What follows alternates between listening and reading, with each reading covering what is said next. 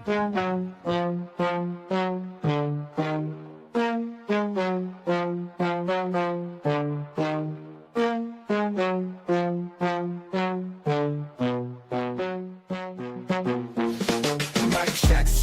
the tape is fireproof. Turnbuckle sweet, goes in the soundproof. Wrestling minds, tag team with the truth. PUWF, I'm pushing in the booth. Hard life, hard fights, we dissect the game. Chair shots, still locks, Hall of Fame names. Voices slam like a pile driver claim. From Cali to the Nat, it's the gold we proclaim. Evolve with the grind, evolve with the sound. Evolve in the ring, bodies hit the ground. PUWF at the weight of the crown. 1, 2, 3, the king's been found. Yeah, we talk the heat. From the ropes to the pod, it's a masterpiece. Underdogs rise and the crowd repeat. Every move, every groove, make the history sweet. Mike's on fire like a flaming table.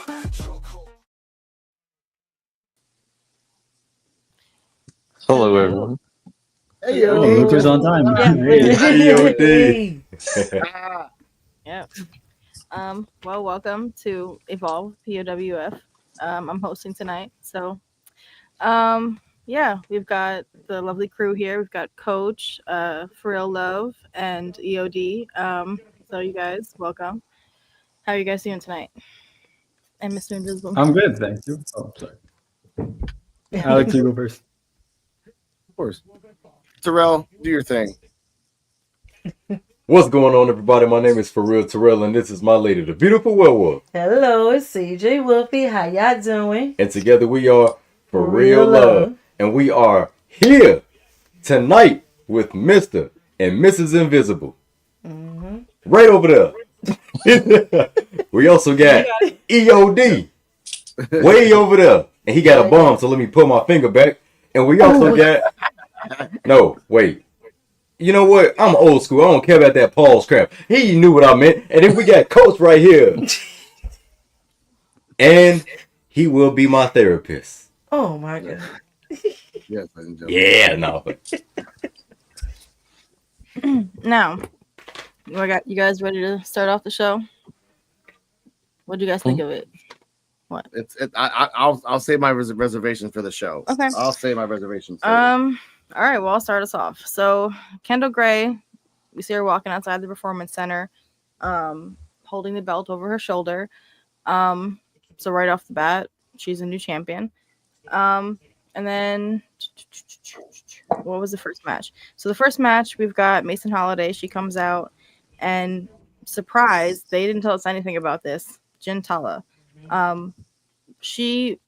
Can we pause for 1 second? Yes. Can we get everyone's like reaction of what happened when Tala came out? Yes. Because again, this was not spoiled. Please. So I like, was shocked. let's go counterclockwise. EOD, your thoughts on this? Because holy crap. I was shocked, so I didn't know what was going on because I couldn't remember the timeline of when they released them and when these shows were filmed. Like, I'm not even sure if this was filmed before the special or not. The way things are going, so I was shocked. I'm glad, but I was shocked. So yeah. Okay. Terrell, CJ. Yeah, I was shocked. I was like, when Mason got done with her interest, then we hear Tala. Like, wait a minute, hold up. Yeah. I was like, did she get released? So I was like, I was thinking about the time frame from this, or for these episodes, they're catching up from real time right now. They're getting there. So I'm like, yeah, I wonder why she was there, but it was nice to see her. She looked good. So she did, yeah. I was shocked. Yeah, it was definitely a shocker. I didn't see it when she first came out, but what was I doing? I was doing something. I think you was. I was doing something around the house, and I just hear her on the phone, on FaceTime, and she was like, "Babe, you see Tala in the ring?" And I'm like, "What?" Tala made like, yo, she's literally in the ring. Yeah. Like, that's crazy. I was shocked. Yeah. Coach. Yeah, I get Evolve a few hours like after you guys. So my first seeing her was from you guys putting it on the Evolve group. So I was like really shocked. It's like I didn't even watch it. I was just seeing you guys say she was there, and I was like, oh shit. She's like Yeah, I was happy to see her, but it was like she was the last person I expected. Like maybe Man. someone from Right. NXT, but not Tala. Mhm. That I'm sorry for that. We're gonna not spoil you for the next few hours after that. Yeah, We it was promise. it was for a the future. vague No, spoiler. it's Like, it's you fine. You guys can be didn't. surprised. Yeah, go ahead. It's fine. I don't mind it. It's not the Yeah. end world. Bro, I get it. I get it. I will say that my reaction was like she saw me. Like I was just chilling, sitting down, like, oh, Mason Holiday's gonna fight. Like, who's gonna beat Mason I Holiday don't this think time? any of us were And expecting then it. out of nowhere, Tala and I was with EOD side by side watching him live. I'm like, oh, he was like about a minute and a half behind, and I was like, what? And I went online, and that's when Lady Lay now. This is my last match. Hope you guys enjoy it. And any person that responded to her, she would say the same thing. This is my last match. Respectfully, I hope you guys enjoy it. I'm like, damn. Yeah. You know what? But Cardi, you're the host. Let's go. Yeah, it was nice to see. Yeah, She responded on Twitter about, or yeah, it was sad. is it X? I don't know anymore. I say, But yeah. Okay, so my thoughts on this. I didn't have much of a reaction when she came out, just because I had a feeling there would be some like delayed recordings, because like they haven't left yet, and I've been going off of what Rich Holland said, that his contract was up November 14th. So I assumed that like some people were just still going to be around for a little while. But yeah, I mean, the fact that this was her last match was just kind of disappointing. But let's talk about it. get it, girl. So this was Mason Holiday versus Tala. I didn't see how long the match was exactly, but it was maybe like 4 minutes, 5 minutes. Less than 5. Less than 5. So 4 minutes. It was a little back and forth. Right away, Tala was going for the arm. Mason Holiday was going for some, like, I don't know what the moves are called, but they were both kind of like getting technical with it, sort of on the ground. And then eventually the tides kind of shift, and what was this? Yeah. Mason Holiday goes for a couple of lariats and then a neck breaker, and then her finisher, the Holiday Season, and then that's it. So again, short match. Not bad on Mason Holiday's part, but this just was a disappointing way for Tala to go. And yeah, what do you guys, Coach, you want to start us off? Please. Yeah, I'm sure. I noticed from the beginning of her entrance, it didn't feel like, at least in the entrance, she didn't have a lot of energy. It felt like she was just walking. It didn't seem like she was like mentally there at all. At least the match was fine. I mean, it was okay. I don't feel like the match stood out in any real way.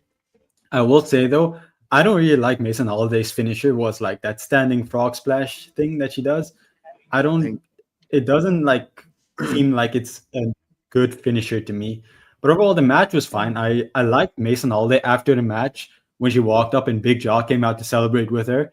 I feel like they're maybe doing something like, since Mason Holiday and Layla Diggs have been trying to get on his good side, maybe they're doing something where like, what, he's giving them nepotism? Not nepotism, like that thing. But yeah, I feel like the match was okay. It just sucks that this was Tala's last match, and it didn't really stand out in any massive way for me. No. Yeah, exactly. Yeah. I would have liked to see a standout match as her last match on Evolve. So that's my thoughts on that. Yeah. Terrell, CJ? Yeah, it was a pretty decent match, really, to me. And I really thought she would win. Man, I know it was her last match, but I thought she might have picked the win. But they did all right. It was a pretty all right match. So get like a B minus. But yeah, I agree with Coach with Mason Holiday's finisher with the frog splash. She need to do some little bit of improvement. It's not impactful as she should be to finish somebody off. Maybe she probably get something to lead to it. Like do something else and then the frog splash or something. Just probably add something to it or just make it more effective than what it is. But yeah, I get the match for B minus. Okay. Yeah, the match was pretty decent. I'll give it a B minus as well. As far as in with Mason Holiday's finisher, the little taunt thing that she do. Oh yeah, that too. I feel like I feel like it's a person that has stage fright and don't give it they all when they do it. Like when she do it, I don't know if she's watching, but Mason Holiday, when you just go full blown Jeff Hardy, just do it. Just, Blow it. you know what I'm saying? I don't know what she be doing, like the one side thing. I don't know, but the splash for her is not believable. You know what I'm saying? It's just not believable for her. You know, if you want to do a frog splash, just do a frog splash off the top rope. Because it'll be more, you know, more impact. more momentum Yeah. built in. But, you know, doing a splash on Gentala is like, it is the same as Bailey doing a splash on Rhea Ripley and winning. You're like, yeah. A standing splash. It's not believable. Yeah. This is the I era. have a theory on that, but I'll save that for the end. EOD. You're muted, sir. Oh. I can't hear you. There we go. Nope. You're muted. Give him a second, ladies and gentlemen. He'll be back. Say your Jump in? thoughts. and then Okay. EOD will come in. While we wait for EOD to jump in. Nope. No. No, sir. No, senor. He'll be back. He'll be back, ladies and gentlemen. Yeah. Technical difficulties.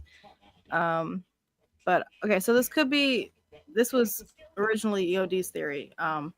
But going back to like when Inoue had a match, his match with Sean Legacy, I believe, it could be that because Gentala's already left, they just wanted to be as safe as possible. So maybe that was just like the super safe frog splash, I guess. I mean, like it just Can I felt interrupt?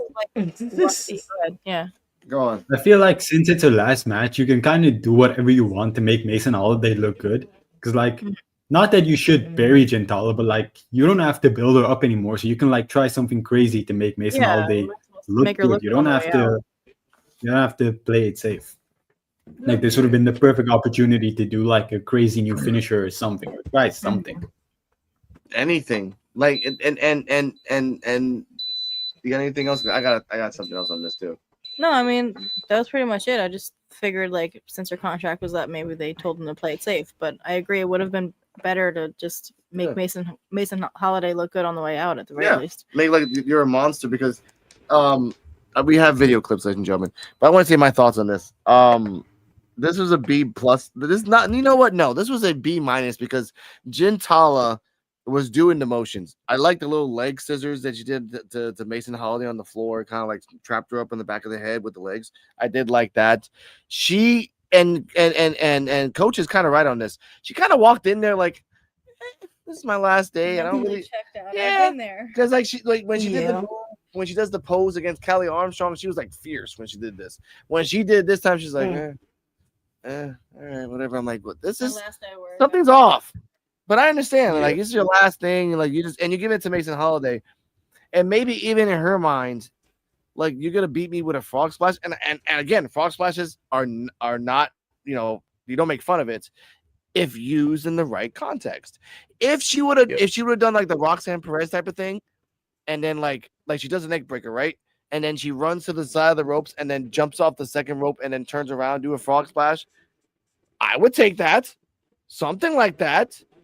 But you did the stomp dance, which by the way, she did the stomp dance. She did the stomp thing to Gentala. She did the shake the leg thing while she was on top of her back. I'm like, all right, okay, all right. Let's just no mention of Layla Diggs except only in commentary saying, Layla Diggs is her best friend, but not explaining where the hell was Layla Diggs. I don't know if this is if it's from tapings that are happening in the future of just live shows, but Layla Diggs and Mason Holiday have been teaming up with Nikita Lyons on some non-televised stuff. Yeah, I showed Cardell the picture of Big Cat Lions and like those two, which I've been saying that they're the Funkadactyls. It made sense. I'm like, I don't think you have to put them with those two guys, but like, all right, I guess so. Oh yeah. I mean, I can see. Can you hear me now? I can see it kind of matching. Oh yeah, you're good. Yeah. Oh yeah, we hear you. Okay. Yeah, you're good, EOD. I don't know what happened. Go ahead, EOD. Wait. Oh, EOD. Finish your thought, Coach. Really, it was really. I was saying that I think Nikita Lyons and Layla Diggs and Mason Holiday could work. Obviously, one of them are gonna have to turn heel or face, but like I can see it working. It feels like it could match. Yeah. That's that. interesting. Yeah. All right, EOD. Your thoughts on this match? On the Gentella Mason Holly match. Yep. So, it was kind of bittersweet. I was glad to see Gentala, but the match was pretty underwhelming. I'm glad that Mason Holly kind of got a win. It's kind of, for me, it's like a signature win for her because Gentala kind of was a name in Evolve. But I think the same way I thought about the Idris and Ofe last match, I think because they knew it was probably their last match, try not to get hurt because it just didn't really gel to me that much. I do like Mason Holiday's name of her finisher, but I don't like the finisher. I think if she's going to use it, make it as her signature, maybe find something else to do. But I do like the name of the Holiday Season. All right, that's cool. When she did it, I was like, cool name, but that's not it right there. To me, overall, it was about like a C match. And I really do like Mason Holiday, but I think Terrell was right. Sometimes it just seems like she hesitates a little bit when she's pulling off some of her moves. I think once she gets used to her character, maybe she might get more comfortable in the ring. Maybe that might not happen anymore, but it is developmental, so I could let slide. But to me, overall, was a C match, and like I said, Gentala was looking swole, and I hope she does well wherever she goes. I think she's wrestling already, but I'm not 100% sure. Yeah, Oh, Alex did say she's wrestling. Okay, that's what I thought. I thought she was doing something, but she's in great shape. I was like, man. Oh yeah. Like she ate Gentala. But speaking of people looking their best, we just saw a video of Wesley in the Indies. Oh, okay. Yeah. He climbed. Desmond Xavier. Yeah, Desmond Xavier. He climbed a ladder in the middle of a crowd full of people, touched the bars of the rooftop, and did a backflip off the monkey, like basically a backflip off the monkey bars right into a crowd of people, and landed on his opponents on his feet. Life insurance be damned. Let's just have some fun in the Indies, ladies and gentlemen. He's wilding out. I know, and that's okay because he's just using his indie spirit now. Jesus, this guy's nuts. All right, He's a talented wrestler. What's next? Okay, so next up is a Tate Wilder promo. Talking about. Oh wait, thank you for that, Tate Wilder. Yes, play the Mason Holiday clip too. Oh yeah, we have two clips, but when you say of Tate Wilder, you think of sweating. You think of sweating. Living your life like you're thirsty. Living your life like you're thirsty. I put it out there. Okay.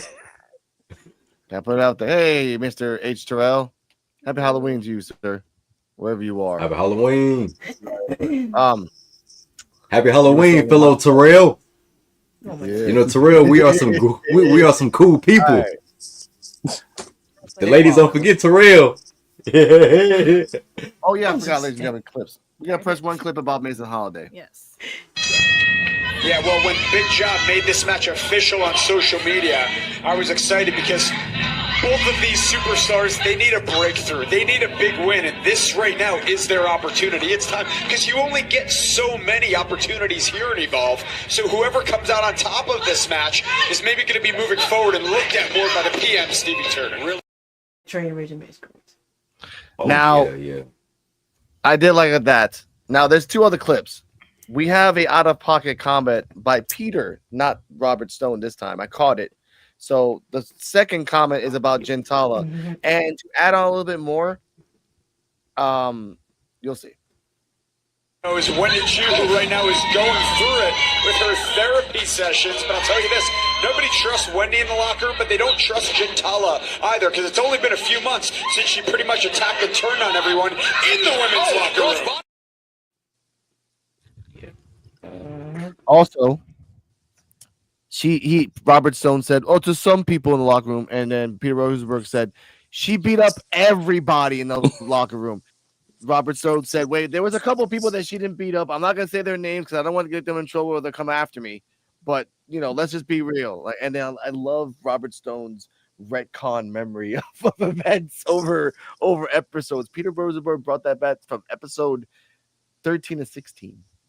That's little trivia there, ladies and gentlemen. Check your history. It's on you, man. Okay, now Tate Wilder. Yes, perfect. He was introducing this triple threat match with Marcus Mathers and Laredo Kid, I believe, right? Yes. What do you guys think about this promo, or what were your predictions for this match?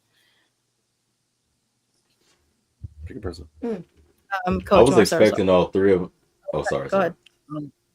I feel like he did really well. I feel like he's really starting to get the promo stuff underhand. Like, it kind of started with him being upbeat about his previous match, winning at Succession, and then as it went on to the end, he got serious about his upcoming match. I really like that. It feels like he's really starting to grasp the promo game. Okay. Yeah. Terrell. Yeah, the promo was really good. I enjoy seeing how his promo skills are progressing, and I was really looking forward to seeing them do their thing in this match because I think they all could have put on a very good show. Oh yeah, same what he said. Yeah, he improved his mic skills for sure.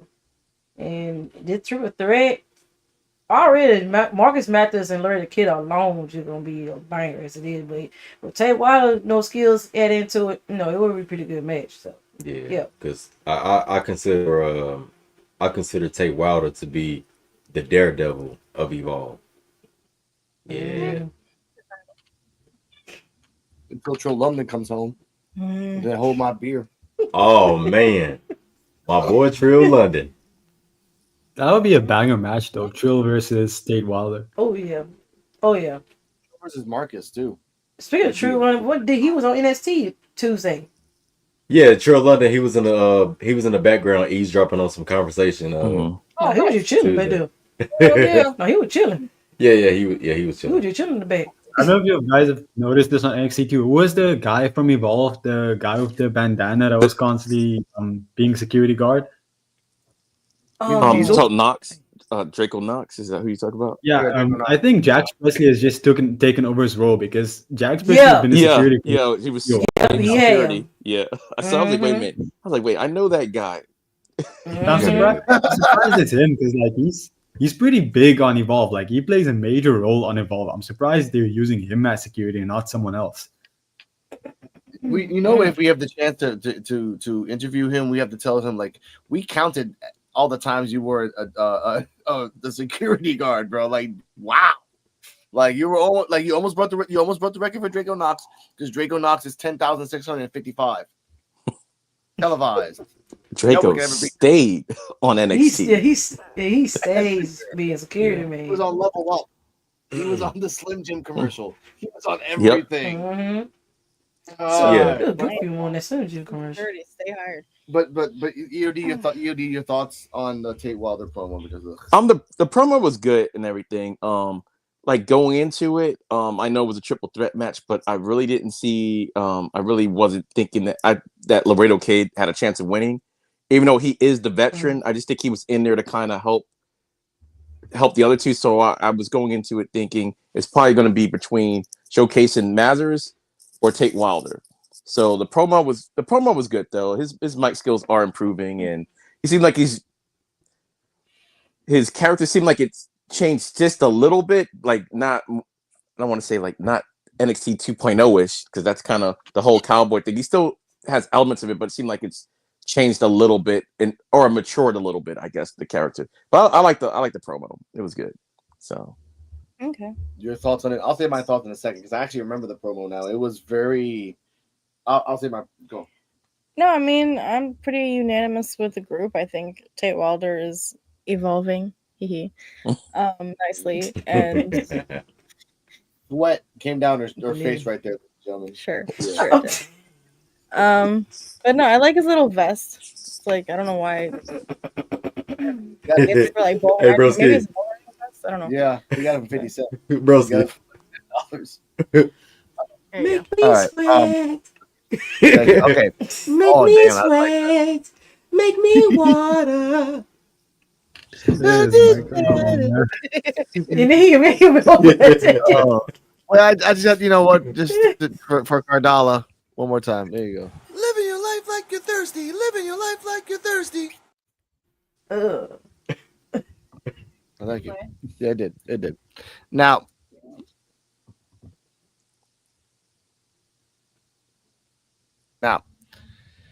oh, I didn't like this promo because Tate Wilder is like it's like, okay, you knew what you messed up the first time.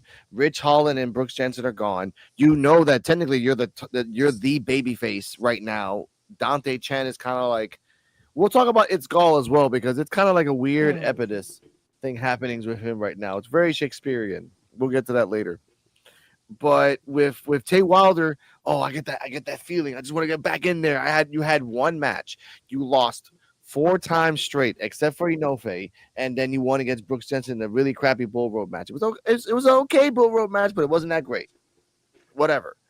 And now you're gonna fight Marcus Mathers, which I will say he's our Philly Phoenix, and Laredo Kid, slap champion of the world. We'll talk about that later. I just didn't like it. For me, I wish if Inoue, for example, was there and still hiring, he should have been the person in that triple threat.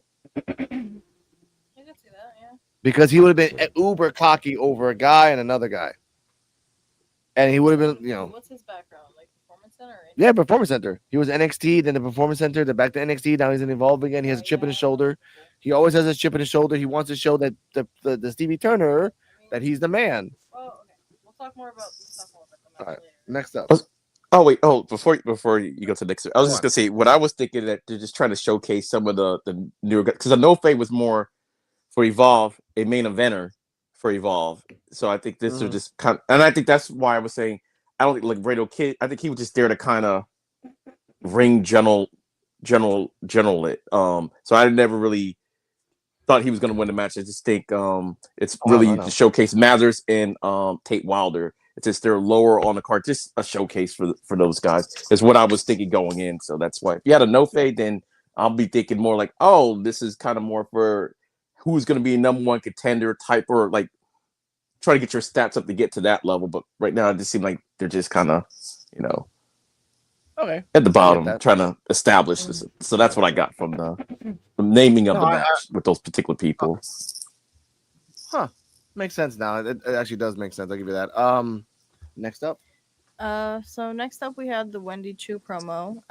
She's back in talking to her therapist.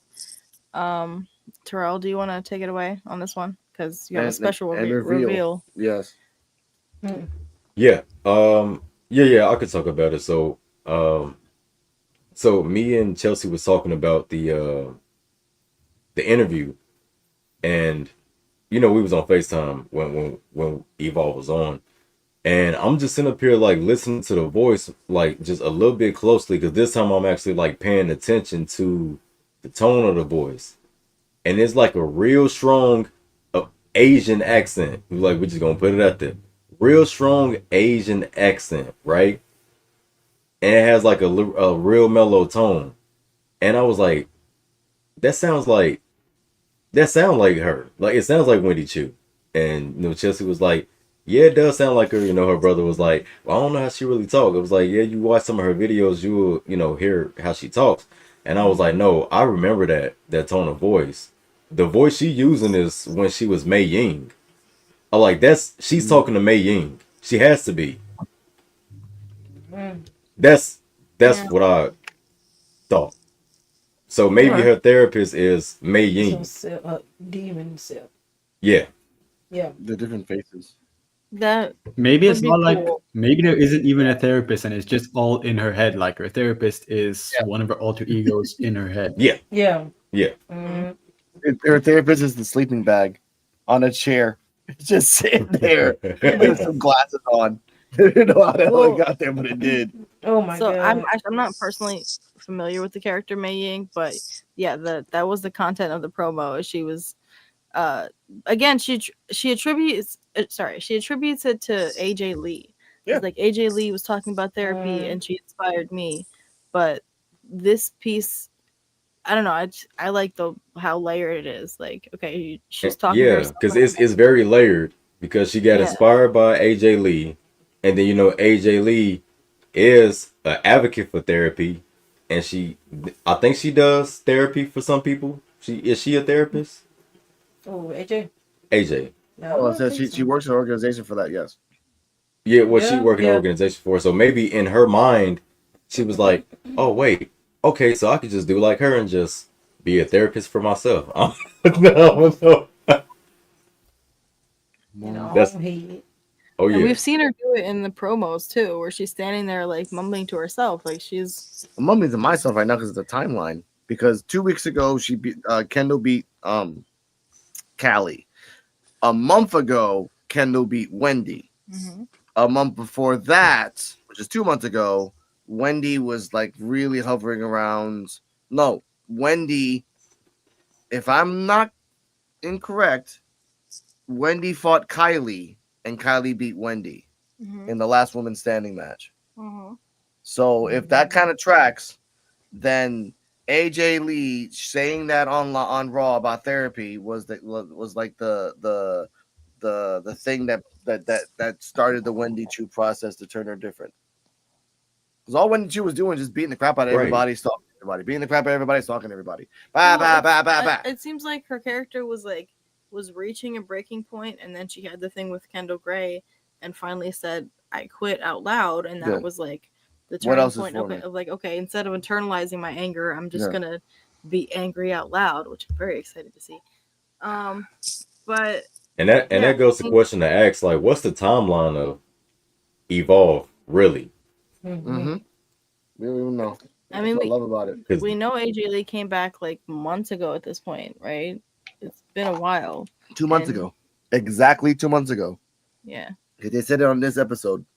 And Robert Stone said we are 2 days away from Halloween on commentary. Oh. So they were consistent Wait. in it on Yeah. this is October 20th. This is October Yeah, 'cause- 20, whatever.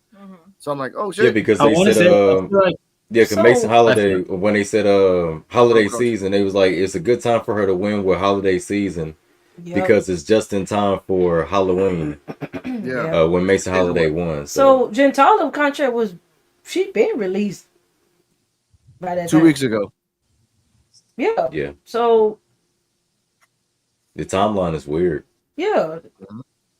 Well, they Like, could have alright. just been saying it because they knew when the episode was gonna air. Because even when they talked about like Halloween Havoc, they didn't really talk about Halloween Havoc. They just kind of Yeah, mentioned No. it was a great, like generically, it was a great show. Like, oh yeah, it was a great show. Halloween, like, because they knew when it was gonna air, and I'm thinking that because I'm like, no details whatsoever about Halloween Havoc. Just that it was a great show. I'm like, I can say that about Saturday Night's Main Event in 2 days. Yeah, it was a great show. Yeah, you see it? Yeah, it was a great show. Say it today, even though it's Masterful. not gonna happen. Right. So I don't know. Yeah. Coach, your thoughts? I wanted to also say, you guys talked about commentary now. I feel like some of the lines were recorded afterwards and put on into Nitro because there was a few times throughout the show where it felt like the lines weren't said on commentary. It was like they paused commentary and then they put these pre-recorded lines in the show. I know there's a specific example. I can't recall it right now, but I do remember it felt like that a few times throughout the show. Okay. And then when it Thank comes you to for the that. Wendy Chu promo, I like what Terrell has said about it being Mei-Ying, and yeah, I want to see her be like the Mick Foley of Evolve. Just go through all three of different gimmicks for separate storylines. I feel like that would be kind of cool. But I do love where her storyline's going right now. I feel like it's one of the most interesting in like all of women's wrestling. Her whole not turning thing. Yeah. But yeah, I love the Awesome. promo. I did. Yeah, me too. I respected it. Also, if Wendy Chu can get a little bit of Cactus Jack and call herself Cactus Wendy, do the bang bang.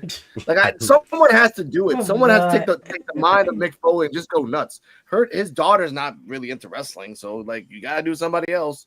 Honestly, Shoot, I'll be They're saying his Bailey. son- I get that. Man, Bailey. I I thought thought it'd it be was gonna be Bailey. Bailey. Yeah. And Bailey crazy. He should do that. Like, hey, Mick Foley, I got your thing. Like, what? And then next week, bang bang. Someone needs to be a Cactus 'Cause Jack. she'll in do it. WWE. She could do She it could really. pull that off. She could really pull it off. She could put on a mask and because she already kind of have like the macho man kind of like mannerisms. I could literally see her coming down the ring with a mask on. She'll do it. Oh, here we go. Well, I will say this. I mean, even before the addition of the AJ Lee, add in, I think this has always been a part of her character on Evolve. Like going back to the beginning, she was targeting like the happiest person and like the most angry person at the time on Evolve, and that was Kendall Gray. Like when she started on Evolve, she was just pissed, and eventually she found a way to channel that anger towards Kelly Armstrong. Supposedly Carly Bright's best friend. Yeah. I remember those rapids. Good old days. But Hold on, yeah, what? I want to see. Oh, good. No, go you ahead. go first. I think she's Okay, been I'll go. like Yeah, trying to figure it EOD. out. But go ahead. I want to see Wendy Chu versus Kendall Gray again. Well, at least not right now, but like in the near future, because I feel like they both have gone such different routes since they last faced. I feel like it would be really interesting to see them fight again. Because Kendall is now the Evolved Women's Champion. She's the top dog, and Wendy's like figuring herself out, kind of turning babyface. I feel like it would be an interesting dynamic to see how they meet now. Yeah. Yeah. I agree. Yeah, I was gonna say about the was it May Lynn? What was her name again? Yeah. When Mei did she? Ying. Mei Ying. Yeah, because I remember that. I just don't remember her talking. I remember just grabbing people by the throat, like one hand in them by the throat and just choke. I remember all that, like how badass she was, but I don't remember her speaking. So I remember we were talking about this last week about how we were thinking that maybe it might have been in her head a little bit, like, or she was talking like other voice, but we weren't sure. So like her voice, I don't remember, but if that's it, then that would make sense. But y'all don't want those problems, and y'all better hope she talked to the old one, and she's gonna have a whole new personality because if that dirt nap Wendy Chu was bad, this is like the Hulk's Hulk, is if she turns into that and everything, and the way she seems like she wants to get after Chantel because Chantel's been talking some ish. Like I don't even know where Chantel got the confidence from, but she's talking like y'all didn't see Wendy Chu body people for months, but. Man. Yeah, I like the whole promo and everything, and you can see her makeup slowly going, like she looked like she's evolving maybe into a new form, hopefully, because y'all don't want those problems. Y'all don't want her when she what she do? She hypnotized what's her name? She's in TNA now. Xia Li. She hypnotized Xia Li and took her on, and I think Boa, they were her lackeys for a while. Yeah, I was like, y'all don't want that. Y'all don't want that at all. So. Wasn't there like a segment where like she beat them with sticks or something? Like She was going Oscar on them. Because Oscar he be killing Kairi Sane. Like I feel sorry for Kairi. But yeah, that's just my thought. I like the promo. I like where it's going. And like Coach said, she is the most interesting character from like start of Evolve to now. Like going. So Go on, Freddie. And I always gravitate towards those characters. Yeah, they're really pushing her as the underdog, which I don't mind, but like those characters I always gravitate towards. Yeah. But yeah, between Wendy Chu and Kendall Gray. Yeah. Now, next up we had in the ring, Chewy and the new ID prospects. You just got a deep sigh from Alex. I guess you guys heard that. I knew it in my mind. Yep. Y'all. Right now. Cheers. Cheers. We got Mike Cunningham, who was trained by Cody Rhodes, the Nightmare Factory, and then he looks around at the crowd and some kind of Atlanta cheer thing. I don't know. Sure. And then we've got Jaquan McNair from Lodi's team, Fearless Academy, and Eli Knight from Reality of Wrestling, who trained under Booker T and Ace Steel. So yeah, those are the new ID prospects. What do you guys think about them? Just off first impressions. Our I'll first start. impressions. Yeah. Yeah. Oh, You go. do You you go. want to start? Oh well, all first impressions. I can say well. I've seen the one from ROW. I've seen Yeah, one right. match, just one match with him, and he's pretty cool.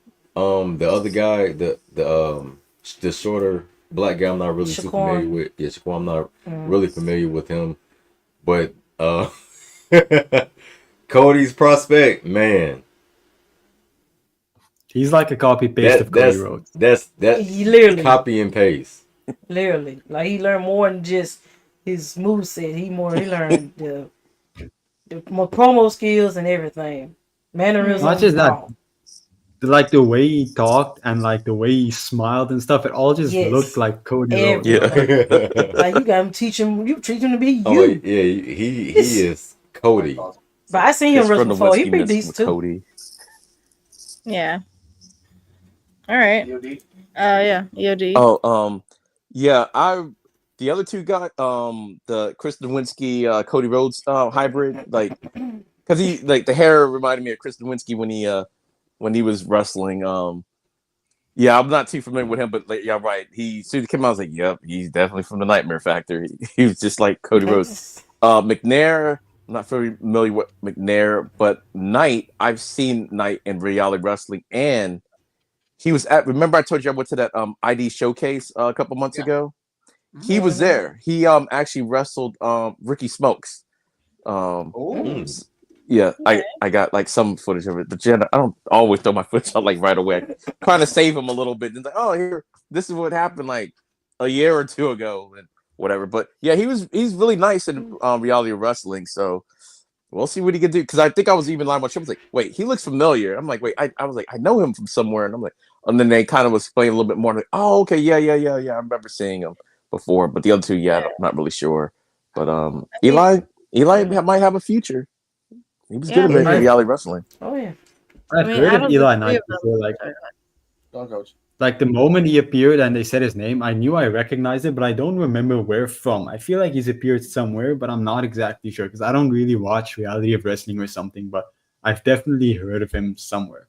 Okay. Cardi? Yeah. No, I was gonna say out of the three of them, he's the one that kind of got a special shout out from Chewy, being that like we recognize you. Like the other two were kind of new introductions, and he was like, some people were gonna be familiar with. Yeah, because Booker T gave him $20 and said, "You better say my boy's name." Oh, speaking of which, weren't they supposed to be on the show? That's what they advertised last week. I mean, they had a whole graphic with all the coaches, so I was like, oh, maybe they're gonna come out at the end since they're not here. Showdy. Yeah, they did advertise that. They advertised that they were supposed to be on the show. I saved it because I was gonna use it as a thumbnail, and I'm like, wait, where are they? I was gonna make the thumbnail. Yep. They did. Okay. Now, first off, was it Mike Cunningham or Eric Cunningham from Fonzie? I don't know where the hell he's from, but anyway. All right, he's from the Fonzie. Oh, no, all right, whatever. That's Cody Riddles. Okay. Oh, ouch. Ouch. That's a deep reference to a guy we don't talk about anymore. With Cunningham, we have a surprise for that in a second. I looked at him and said, "Oh, cool. Brad Baylor has an older brother. Okay, that's cool. Where have you been?" That's awesome, man. Oh my god! You know, he looks like it's like Brad Baylor went to like Brad Baylor's from like the rich punch. Like they look like they Brad Baylor. Brad Baylor eat guys. Brad Baylor eat guys like that for breakfast. Okay, all right, yeah, sure. He calls his daddy. I don't think he would let him. I don't think he would accept him into the Vanity Project. He's not Vanity Project material. No. It sounds like he walked out of Dynasty. I felt like I felt like he was on the episode of 90210. Yeah. That's why I felt he came from. Like, oh, it's like, oh, he hanged out with Luke Perry one time as an extra and then never was seen again. Rest in peace. But I love you. Ladies and gentlemen, the other two guys, I actually, oh, by the way, someone asked online on Twitter, why do we only get 3 guys? Are we getting like 3 women? And the WWE ID Twitter account said soon. So we're gonna get 3 women as well. Okay. Very I happy want to about say, that. I think Go on. I Coach. think they didn't introduce women because they wanted to save the major surprise at the end of PJ Vasa. And if you Yeah. had other women debut too, it might have overlooked her major debut. I think that's why they didn't have that on the show. That was smart. That was smart booking, ladies and that gentlemen. I would be like that. smart, Which, yeah. by the way, Gabe Sapolsky is Man, giving you and then, consultations like, on do Twitter. If either you want to or pay him money, first. he'll Yeah. teach you how to be a booker. That's actually real. I'm not actually making that up. I'll send a tweet later. If you're not 10 and jacked and ready to attack, we got a bonus one for one of the ID prospects. Listen up, dummies. The ID program is evolving. Obviously, they will never cut these cuts. It's Gal will make WWE MINT. But in case you didn't know, there's a new batch of prospects joining the program. Now, the real question is, are they studs? Are they dummies? There's only one way to find out. And today, on the stud menu, drumroll please, Mike Cunningham. I don't know the dude, but he is jacked. He definitely keeps it lean, keeps it tight, abs are blazing through the night. But the pecs, they're not looking CGI. As you can see, the bar is pretty high. Let's get to the obvious. That haircut, yikes. Who lined you up? Stevie Wonder on ice? Dude, I'll hook you up with my barber because in the ID program, image is key. And that mop on top ain't rolling with me. Final verdict, Mike Cunningham gets an 8 on the studometer. Not bad. You got some stud potential, but you gotta ditch the cowboy hat, line things up, hit chest day best day. With It's Gal, we'll definitely take things from average to savage. So comment down below, let me know who do you want to see next on the stud menu. Dummies!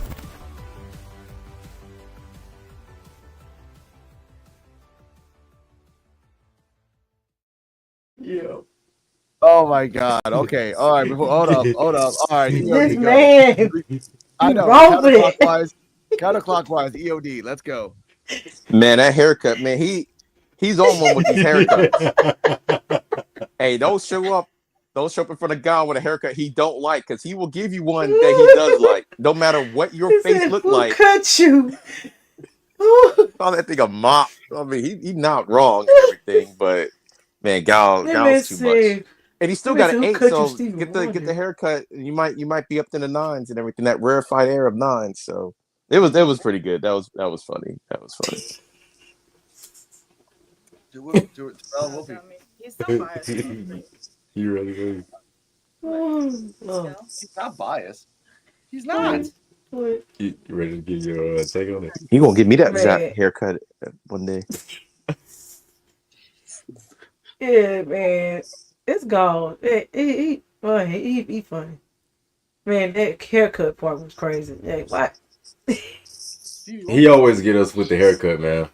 It never fails. He got with it Stevie Wonder one though. Oh yeah. Man said, "Who cut your hair, Stevie Wonder on ice?" Yeah. Dude, you wrong for it, man. That was crazy. It's always gonna be an A when he study meters. There's even like He's always- with him, even he said something about like Timothy Thatcher.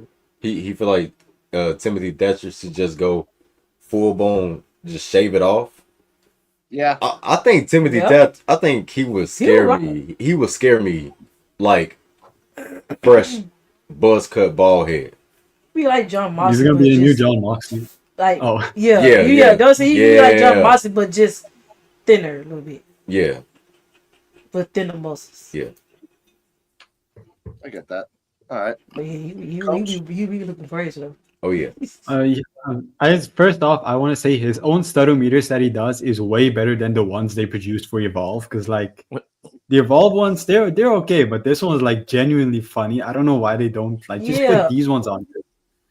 These ones on Evolve, they're very tamed down compared to this. This was like, yeah, man, this is wrestling comedy. It's because It's like the ones the on production is great, but the substance of it is not as good as the one he does on Instagram. Yeah. Someone gave him the app on his phone and said, "This is what we use for this is what we use for production. Thank you." And then that's all we need. The two of you collab. Imagine. Love that shit. Drum But roll, please. your thoughts on the Studometer? You said it was biased. Why is he biased? Why is he biased?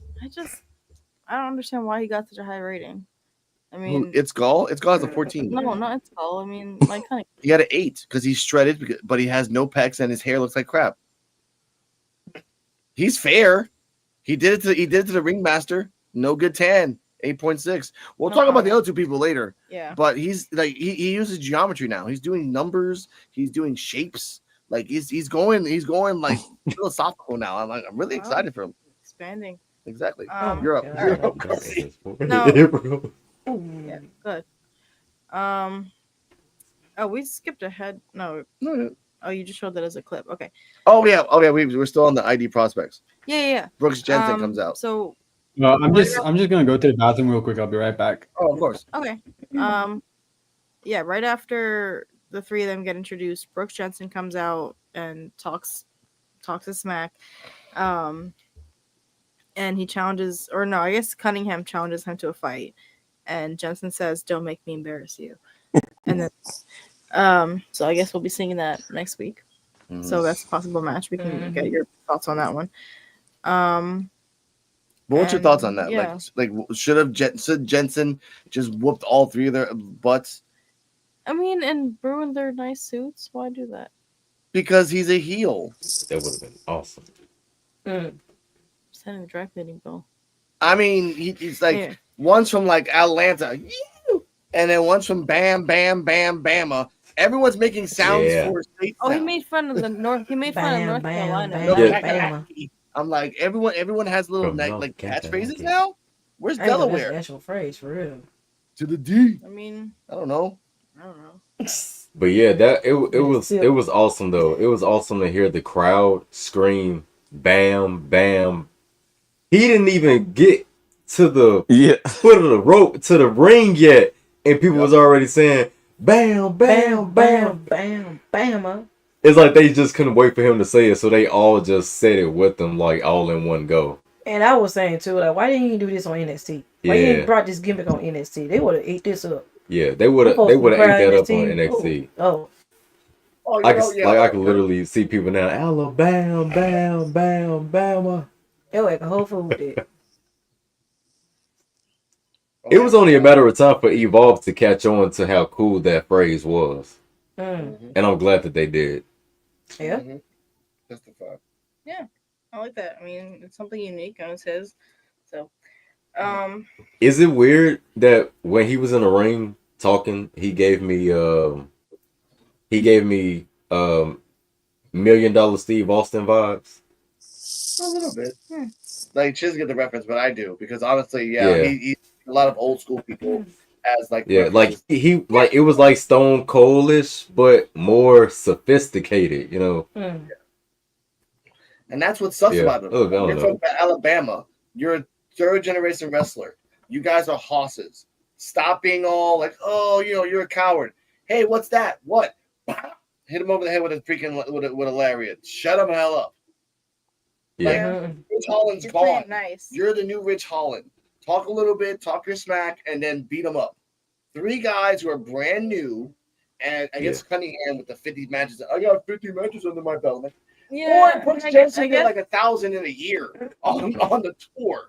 For God's sakes. I guess it was anticlimactic, but I guess considering the ending of the show, maybe they wanted to keep it that way. The best part was when Jensen told Chewie get out the way.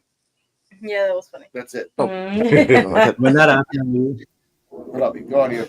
No, I was gonna say, I like the fact that he didn't attack them because why? It's like to me, he looked at them like, and like so y'all like y'all not even worth my. He has basically since Ridge is there to me, he's taken the Rich Holland role with that whole thing.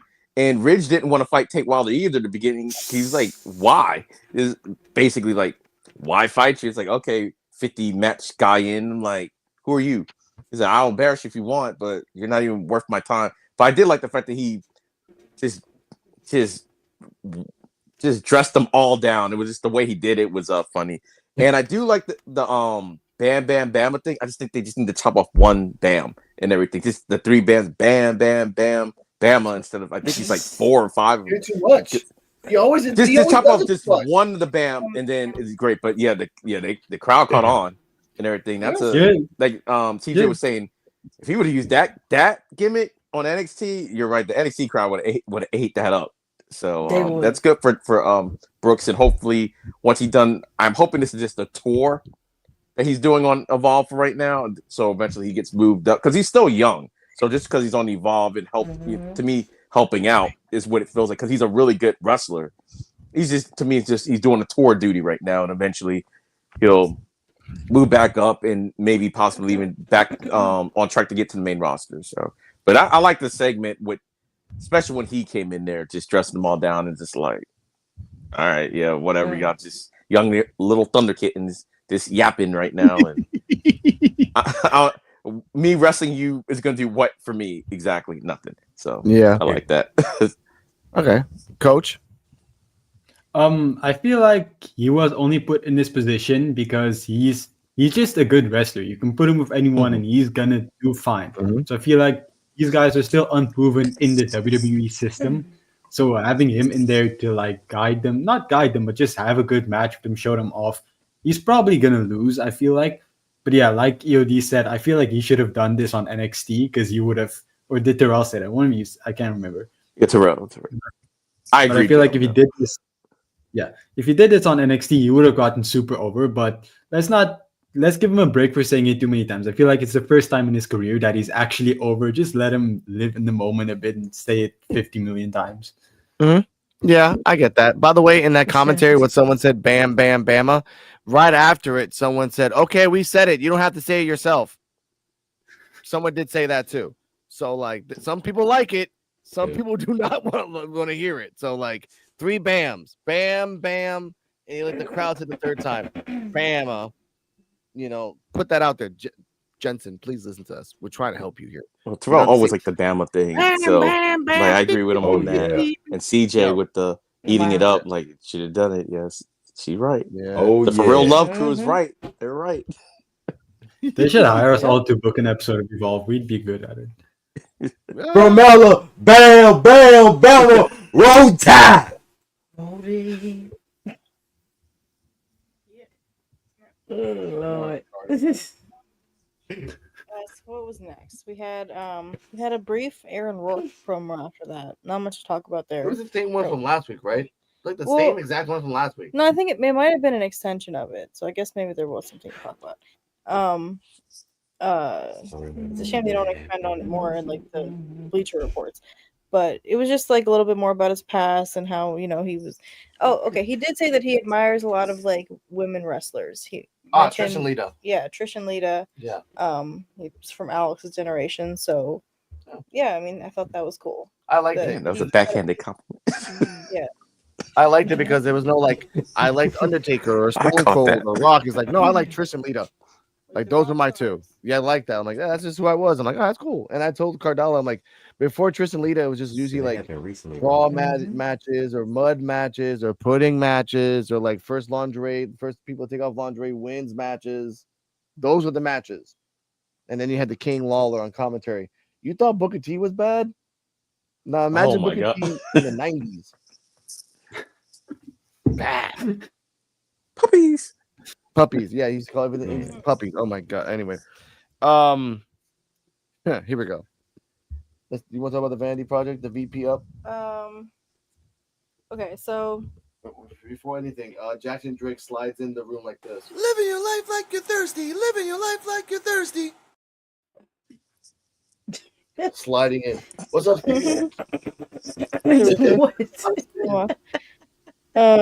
Okay, so he enters the room with Vanity Project, which still includes Zeta Steel as of right now. They're in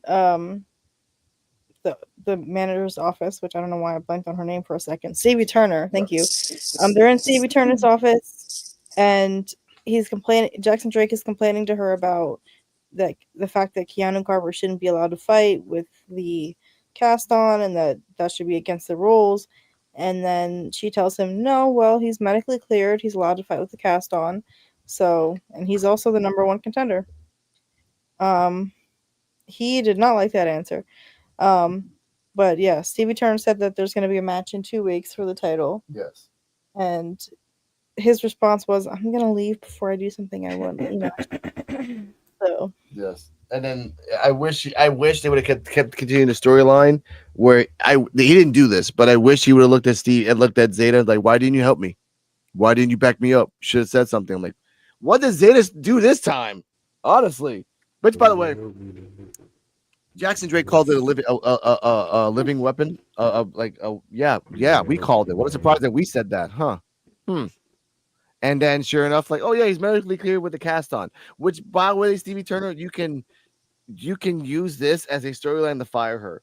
No GM in their right mind's gonna be like, yeah, Brock Lesnar has a cast on, he can still wrestle. No, that is wrong. Fire her. I wish I still had the button where Jackson Drake said, why is there a woman GM? Why is there a woman GM? Because that's just Jackson Drake right there all over again. But ultimately, 2 weeks. Keanu Carver, and I don't know if anyone can answer this. Does this line up for Gold? No, I don't think this lines up for Gold Rush. Because that's in November 18th and something like that. I think it's like a week before, I think. They even Gold made a Rush, match right? on NXT for 2 weeks, and people pointed out it doesn't line up with Gold Rush. So Yeah. Okay. So we get a match before Gold Rush. Cardi, your thoughts on VP? Vanity Project. Vanity Project. I mean, I guess I don't have much to say on this one. Like, I'm excited to see the match. I'm predicting that the title is gonna change hands. Yeah, that's pretty much it. I mean, Wow. Jackson Drake is his usual self, so that's all I can say about that. Okay. All right. Coach, your thoughts on this promo and predictions for Jackson versus Keanu with cast? it was Jackson Drake that said Stevie Turner the woman GM thing, right? Yeah. Yep. That was right after the match. Because at the end of this, I was like, did he just insinuate he wants to hit Stevie Turner or some shit like that? Because like that's what it sounded Yes. like. See him do something for him. Okay, Great. For the match, I really hope it happens on Gold Rush. Only on the Evolve with PWF podcast, ladies and gentlemen. We got it documented. I really hope this match does happen on Gold Rush because, like, the whole thing is all the matches you're gonna have every championship from Evolve, TNA, NXT, AAA, or whatever. So I do hope it's there because if Jackson Drake retains, then he gets another major victory in the NXT place. And if Keanu Carver wins, it's like a major. He wins it in front of an NXT crowd. I think Jackson Drake is gonna retain. I don't know why. I just don't think they're going to take the belt off him yet. I would like to see Keanu Carver as champion. For some reason, I just don't see it happening because I already believed Bryce Donovan was going to take the belt. I'm not going to fall for it again. I feel you. I feel you in that. Fair. I feel you. All right. Yeah. Okay, that's fine. Terrell, CJ, Wolfie, thoughts on the promo and 2 weeks from now, Keanu Carver versus Jackson Drake with cast.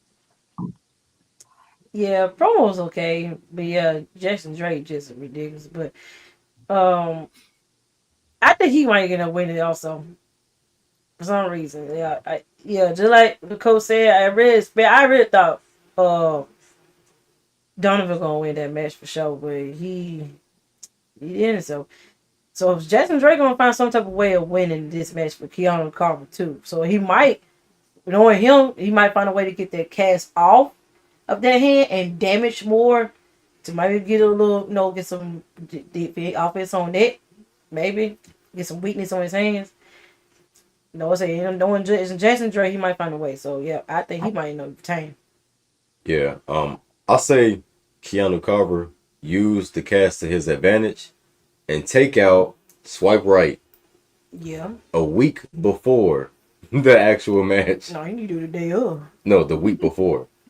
Well, Because if he hit them in the right spots, they gonna be out for a couple of weeks. yeah. They missed a couple of shows. But man, I cried. I'm talking about I literally cried laughing at Jackson Drake, man. Like I was only imagining, like in my head, what was he gonna do to Stevie Turner? Yeah, so let me do something for our. Let me leave before. Let me go. Let me leave Yeah. before I do something I regret. Like what? Like, dang, do you trying to threaten to hit her? Right? It's getting worse. Like it's getting worse and worse. Like what happens if Big Jaw is the general manager? You gonna try to threaten a guy that's clearly like 100+ pounds over you?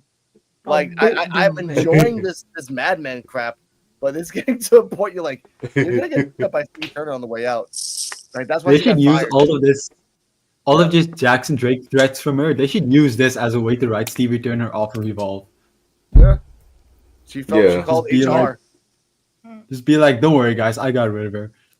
Yeah. Yeah. Which, by the way, next week for Terrell jumping in on that, it would be funny that Keanu Carver attacks everybody, and then that's a way to write off Zeta Steel. Keanu Carver attacked Zeta Steel so much that she just never came back. He's that crazy. Wow. And you can get away with it because he didn't physically on camera beat up Zeta Steel, but then you see her on top of the car a la Jade style. I don't know how that happened, and Keanu Carver's in the corner, bloody hands. We don't know. What's with all the Keanu Carver's domestic a violence on Evolve? Damn. I'm telling you, man, she's a monster. I love that. Next up is the triple threat, and oh my god. Oh wait, hold on. I got something to say about this Vanity Project stuff. First of all, to the Invisibles, how dare you? Jackson Drake was not complaining. He had valid points. What did Stevie Turner say? That this man was medically cleared with the cast on.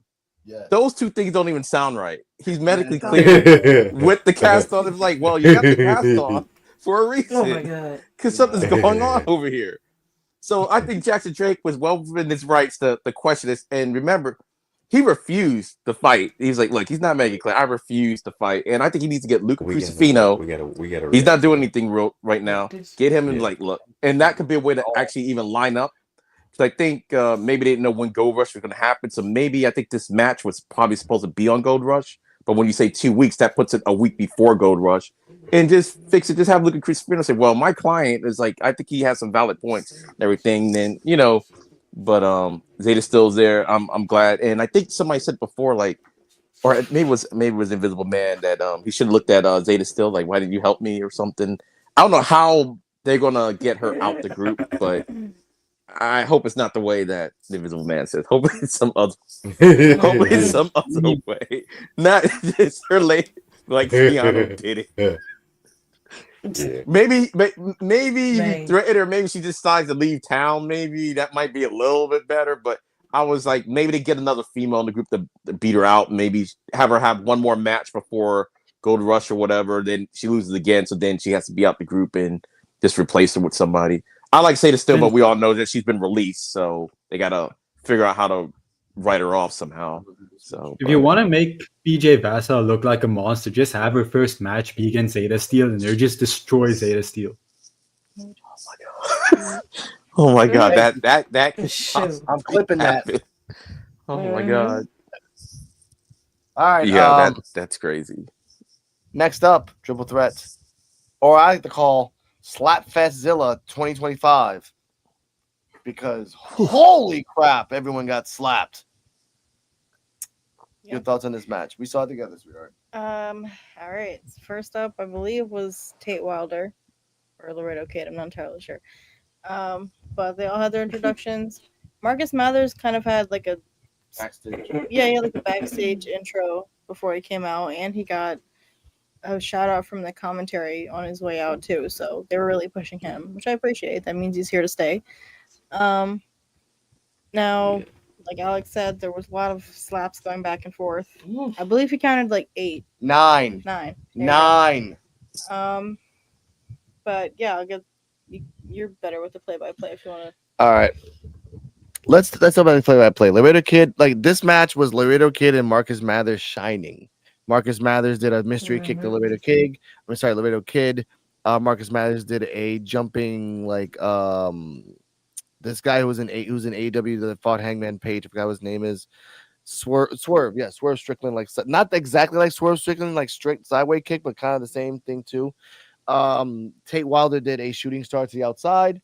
Tate Wilder did a moonsault for the win, obviously. But let's talk about the back and forth. Laredo Kid, I guess in Mexico, it's like slap where you slap, because slapped him on the side of Tate Wilder, slapped him in the chest, slapped him in the back, slapped him in the legit slapped Tate Wilder in the face. Legit. I went back. I'm like, oh, Yeah, he slapped the piss out of that man.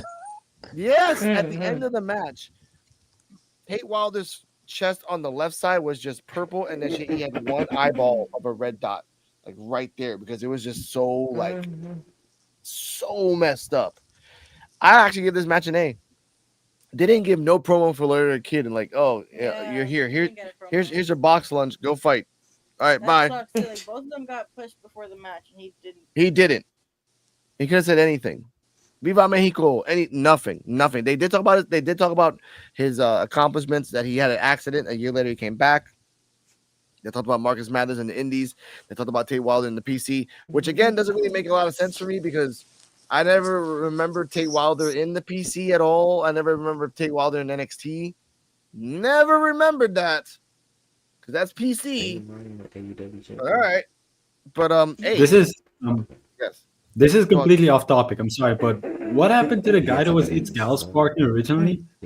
I know this is not on topic. or Troy anything. Yearwood. No, the guy I before know he's that. from he had the first stuff. I think he's still around. Hardway He just hasn't been on Holloway. TV. Yeah, Holloway. Yeah.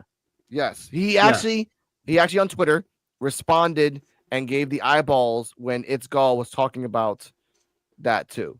He did talk about that. So he's like, I'm on Twitter a lot, like watching all these wrestlers say something. So yes. Okay, sorry, just interrupted because I was curious. My bad. No, quite all right. Good revelation, ladies and gentlemen. I give it an A match. EOD, your thoughts on the match? The match was pretty much what I thought it was going to be, like going in. Like Laredo Kid, I think was just there, and I think they even said they had 17 years experience or whatever. So that's like just that in itself is like you got these two new guys and him, so it felt like he was just going to be the one to kind of maybe test them out, keep the flow of the match going. But to me, it was still, even with Laredo Kid there chopping the hell out of everybody, it was still meant to really showcase Mathers and Tate Wilder. And I kind of want to say the right person won, because Tate has kind of been on this winning streak and they're trying to do something with him. But I feel bad for Mathers because a little bit, even though he's part of a tag team, his win-loss percentage isn't really that great on Evolve. But he did that. I don't know what do they have a name for that kick, that little hook kick thing that he does? I don't know if they have a name for it yet. He called it something, but it's something. I forgot what it's called. Okay, I mean that's impressive every time I see it. And Laredo Kid, he did his thing and everything. And I just feel bad about it because he's on Evolve. Like you said, they talked him up a little bit, but I mean he didn't get a package or anything. It was like, maybe this was just more for like a gold rush coming up in the future. Like, oh yeah, AAA will be more involved with Evolve in the developmental going forward to me. But yeah, he was really good in the match. Like Laredo Kid was excellent in the match, as he should have been. I mean, he's the vet. But to me, the match was just it was a really good match, but to me, it didn't really serve too much of a purpose just to showcase the two guys. And technically it was kind of the main event, I guess. Yeah, so, it was. Yeah, it was like a B. I kind of almost want to say C, but Laredo Kid was so good, I can't give it a C. Like there was a B match for me. Okay, I give you that. Before we get to Terrell and CJ, will be your notes on the match. No, I just got the notes I took down in terms of the moves. I mean, Tate Wilder took 2 kicks to the face. So that was beautiful. Oh my god! That was a Young Bucks move. You kick him in the kneecaps and then kick him in the face. Mm-hmm. Very, very super kick party in this bitch. Laredo Kid had a corkscrew plancha. And then they said uno más, and then he did it again. Yep. Mathers was bringing the kicks, like the donkey kicks. I'm not sure what his move is called, but yeah, Tate Wilder did a shooting star to the outside on both of them, and then a powerbomb suplex. That was nice. Yeah, mystery kick That was the one that Mathers kind of like hit you from the hook. Okay, so that's the mystery kick. Yeah, we and just call it then mystery kick. there was okay. a cross suplex. Yeah. And then a bajillion slaps, as per usual. Slap, and then slap. a 450 splash power bomb, and then Tate Wilder special. Okay, yeah, that I want to say that the finisher. Yes, Mathers did a 450 to Laredo. Tate Wilder picked him up, and there was a cut. There was either a cut or a camera cut that they went from one to the next, where Mathers kind of like did the 450 and kind of like propped up like this, and then Tate Wilder went around, grabbed him, and I thought we would do the Styles Clash, but then that kind of did the same Dante Chen power bomb, where it's not really a power bomb, but kind of like it is. You just kind of like tilt your body that way, and then turned it into the moonsault, which is fine. But I love that sequence. Again, it was a really cool sequence. I really wanted Mathers to win. And he's but hitting his moonsaults. Because I remember when he wasn't hitting his moonsaults. he loves hitting his damn moonsaults. Moonsaults for days. He should have a shirt of that. Coach, thoughts on this match? Moonsaults for days. By far the best match of the night. Not that it had any competition whatsoever. But overall, it was just a good match. I really enjoyed it. I feel like it was very high paced and it showed off everybody pretty well. To what EOD said about Laredo Kid not being promoted, I feel like it's because didn't you have a championship match against Jackson Drake not too long ago? Maybe they just didn't feel like they needed to show him off that people who watch Evolve would remember him. But I also That wasn't him. Wasn't it Laredo Kid? Oh No, that was Lindsay Lindsay Dorado. The Dorado. My bad. Cat. Okay, yeah, sorry. Then I have no idea why they didn't show him. My bad. That's my fault. Also realized we don't have any luchadors on Evolve. I feel like that should be something we look at. Having a luchador on Evolve, I feel like that could freshen up the scene a lot. And then Marcus Mathers, he really reminded me of Wesley, and I feel like, oh, okay, so they just replaced Wesley with Marcus Mathers. That's why they released him. Because a lot of his moves and stuff, I just felt Wesley energy. And then I'm happy Tate Wilder won. I feel like he's on a very big winning streak now. And I'm excited to see what they do with him because it feels like he's even ahead of Sean Legacy in who should be next for the championship to challenge Jackson Drake. So I want to see that. Well, not see it, but I'm curious to see what they do with him because it feels like he's slowly becoming like the top babyface, even ahead of all the others. Yeah, I give him that. CJ Wilson and Terrell, thoughts on this match? Oh yeah, I already think I'm gonna be a banger already. So I'll give it a mention A. And yeah, there was a lot of slapping between them. But I thought I expected Marcus Mathers to win this match, really. But Tate Wilder getting the win was pretty good. So you know he can keep a streak going for his wins, so it's a good thing because he began a bad streak with his losses lately. So now he getting these W's. It's kind of good they keep him going with the W's. So hope they keep that going with him and then improving his character. And he's improving a lot lately, so it's good on Tate. So yep, I get this match an A. Okay, Terrell. Yeah, I have to give this match an A as well. This triple threat match was very exciting to watch. Tate Wilder's shooting star press is amazing. Shooting star press is one of my favorite finishers. It's not my top favorite, but it's up there and one of my favorites. And I feel like the best person won. And I want to say Coach is right. We do need luchadors in the in Evolve. We need luchadors in Evolve. Lindsay Dorado, when he was on Evolve, it was pretty cool.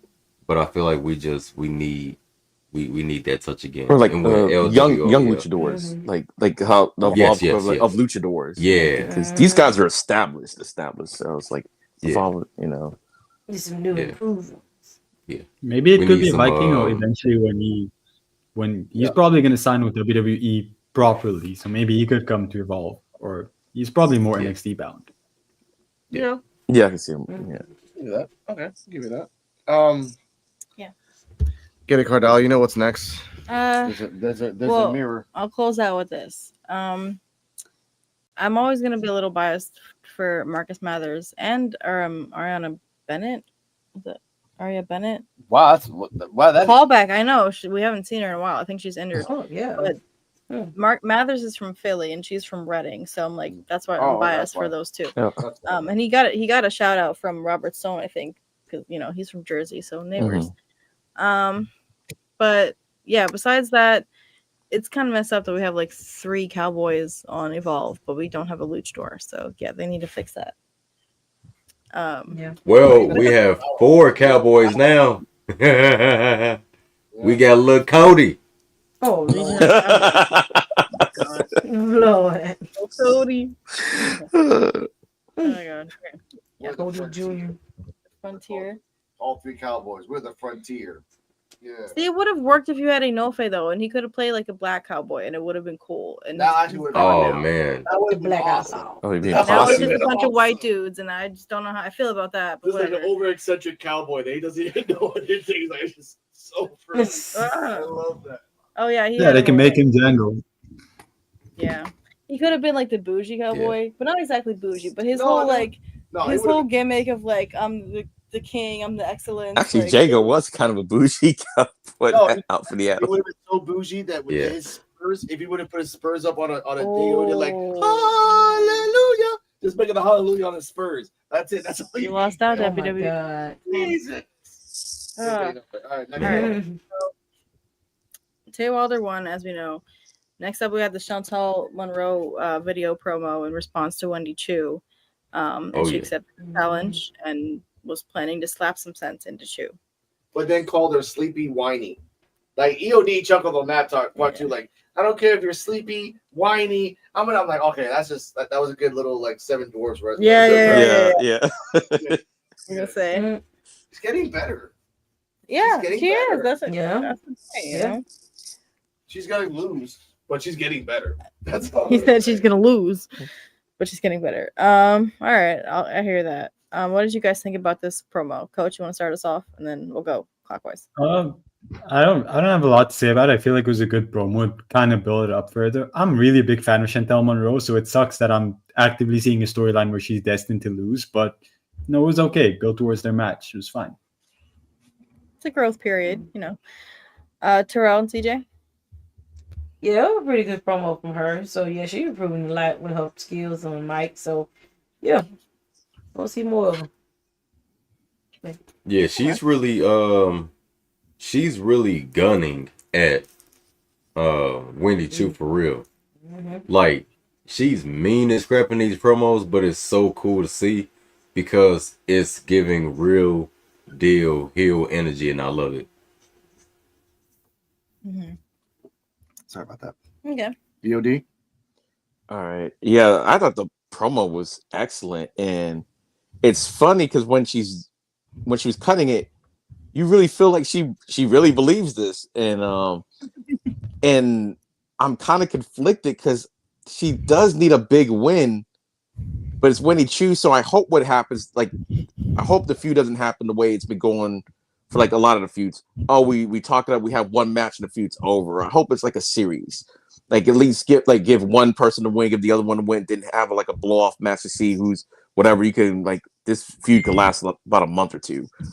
If you do it right. And I hope that's the route they go. That way they could both have a win over each other. Then whoever, like maybe Wendy Chu eventually ends up winning, but give Chantel a win over Wendy. And I think that would do a lot to establish her in the pecking order of things. But yeah, her promo was good. That 7 dwarfs thing, like as soon as she said it, I was like, oh no, she didn't do Wendy like that. She didn't just do it like that. But yeah, it was really good. It's really good. So that was an A promo that she gave. Okay. I have to say this. Chantel Monroe is in a lose-lose situation in this situation. Okay, she fights Wendy Chu, right? 9 out of 10 times she's gonna cheat, unless she does that special move that kind of pops out of nowhere. I do like that special move. I do like that. But let's say hypothetically she cheats, right? 2 things happen. Wendy Chu accepts it and then delves deeper into madness and then kind of like reflects on herself, comes back as the babyface and wins against Chantel, or loses to Chantel, snaps, and then follows her on a journey that wherever she goes, if she's looking at a mirror, Wendy's right behind her, and she's in the bathroom, Wendy's right behind her. Wendy is everywhere. Like, you thought I was gone and I was fixing myself and you broke me even more. Now I will be a tattooed on your ass until you give me a match back. But she's doing it in a nice babyface way, which is kind of hard to write. But I like I like just give the Sting song, even though they can't afford the Yeah. the copyright can't. for it and everything. Everywhere she goes, she's just there. Yep. Wendy. No. Every time, like I still have it here. Every time Chantel Monroe looks in the mirror, she just hears this. What a bitch. Give her that Blake Monroe, the camera angle. Just there goes Wendy. What a bee. But I that's my thoughts on this. We love you too, Cat. All right, shout out to Kane. Kane. It's gotta be Kane, dog. Gotta be Kane. Yeah. Happy birthday, man. Oh, happy Oh birthday, yeah. Happy birthday. Yeah, birthday. Happy birthday. Gotta give you a shout out. After Chantal. Yes, after Chantal. Make sure you get you some cake tonight. Mm-hmm. Respectfully. It's your birthday, so I know you want to high. Yes. There was a. It's Oh yes! Oh yay! It's call segment. I gotta press the button, ladies and gentlemen. I got two. Here we go. I can't show you the segment, ladies and gentlemen, per se, because I get in trouble. But I can still show you this. The following contest is scheduled for one fall. Introducing first, from Mount Olympus, the real live action figure. It's Go! All right, ladies and gentlemen, it's time for It's Gall segment. We have two tag teams this time. One is the Steiners. They call them genetic freaks. I love that they brought up the Steiner math, but he's going to bring up geometry. I don't know why he said that, but 9.3.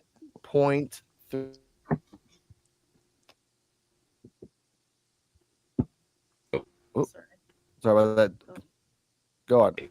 Point two from the prototype. Get it, girl. Oops. Yes, they call them genetic freaks. We got the notes right here from Cardi M. I got it right here. Steiner Bros 9.3, and they were just jacked and ready to attack. They didn't say anything about their tans. The Dudley Boys 6.8. If they would focus more on their gains and not on tables, they would have got a higher rating. Damn. EOD, your thoughts on the ratings? I want to say the ratings on the Dudleys was fair. That was fair because they were stocky, but they weren't ripped like it's got like them. The Steiners, I'm gonna have to call cap on that one, as the kids say.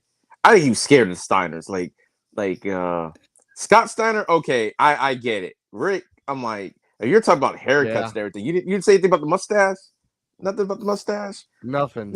So I'm like, I think they're both still alive. He's not. Yeah, I know. Pissed off.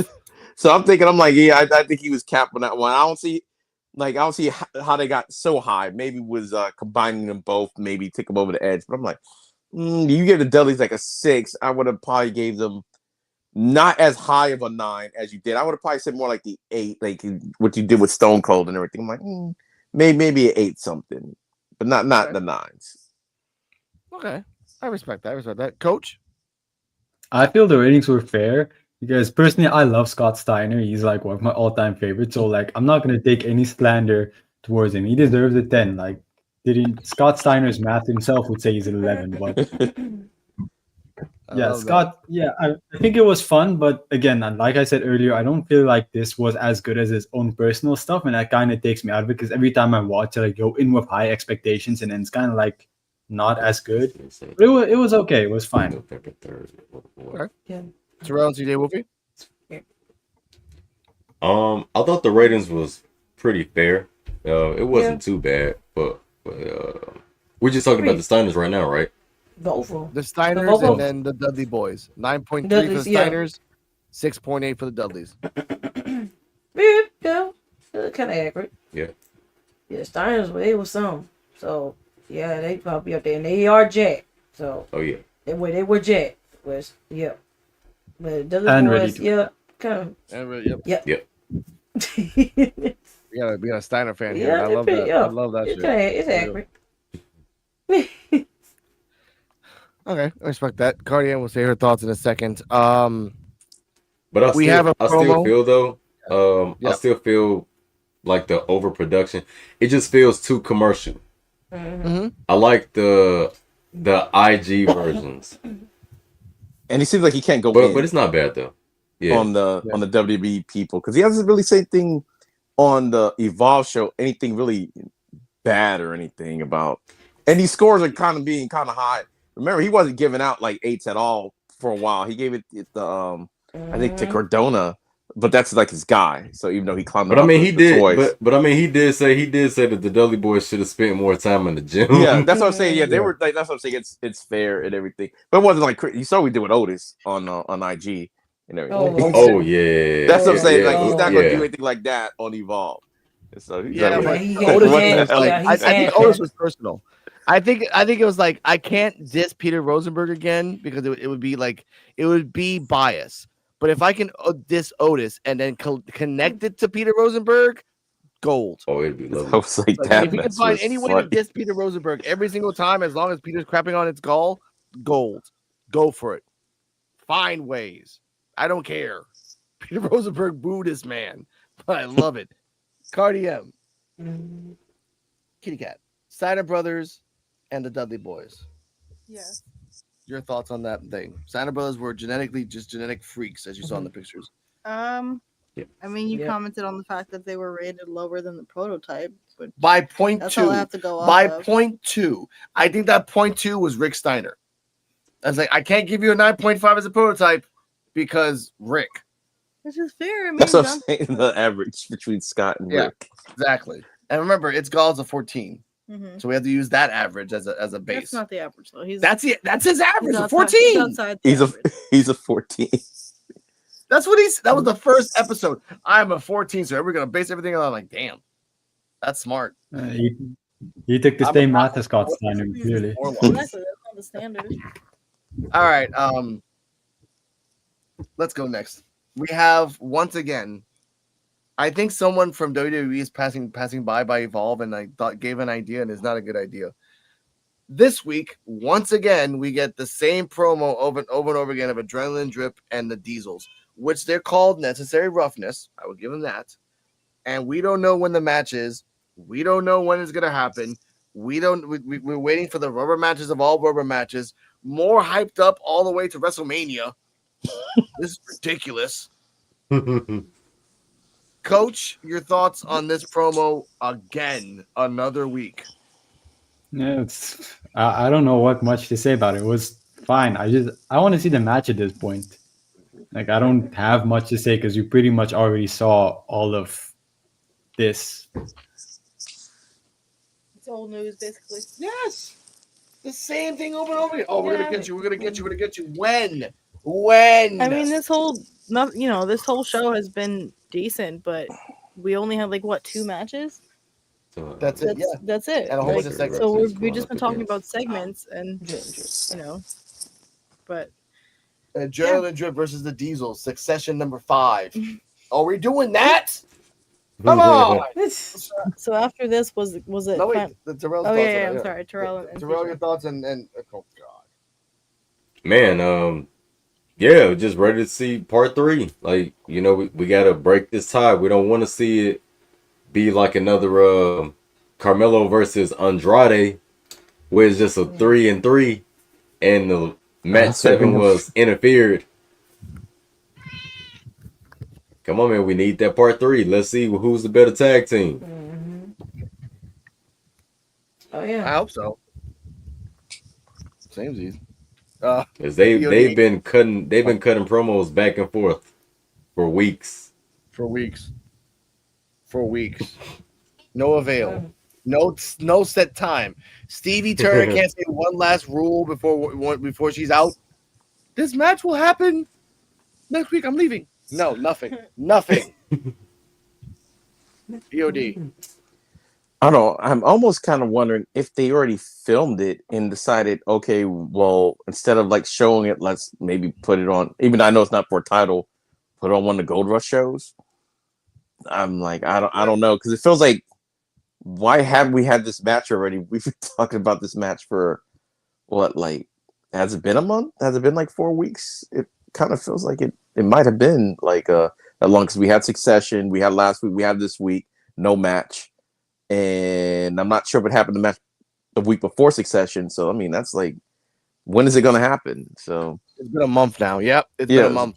Yeah, and just talking, like, I can see if y'all were having something happens, y'all interfere in their matches, or you're doing something back, like something, but y'all haven't even interacted in like a month. Y'all just been saying, "Oh, the match is gonna happen," so it's like, let's just have the match and everything. And in fact, don't even promote it until y'all gonna say, "Oh, it's gonna be next week." Just do that. And Yeah, I mean, but I mean, I'm looking forward to the match, but it's like it's gotta happen at some point. You can't just keep saying it's gonna happen without when it's gonna happen. So yeah.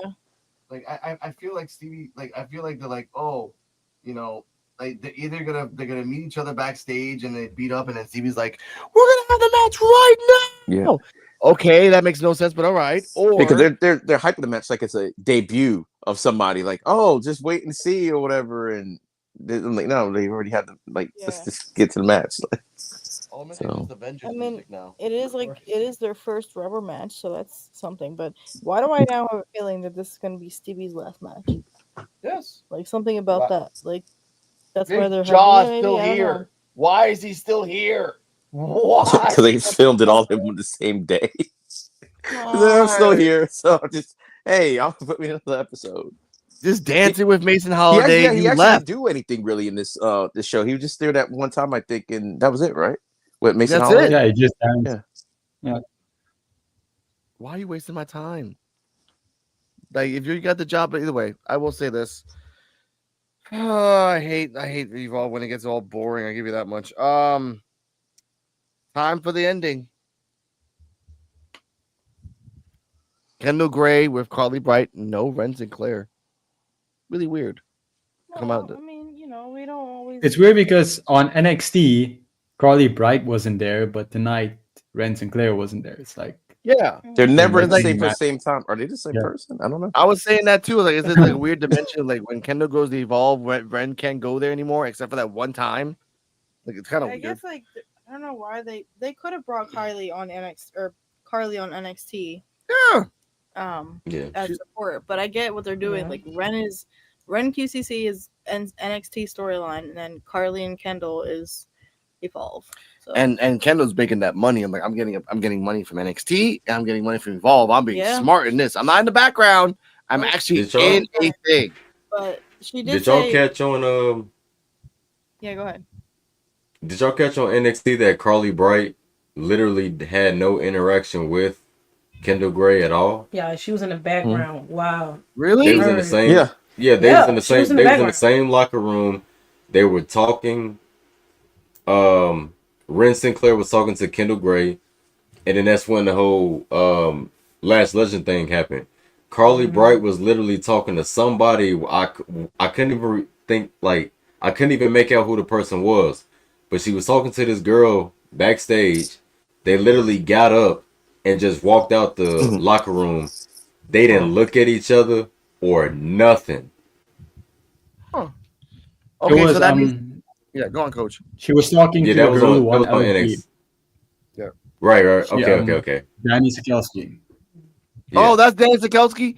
That's on the name of the wheel. That was she was on the wheel. Okay. I was like, oh, who is that?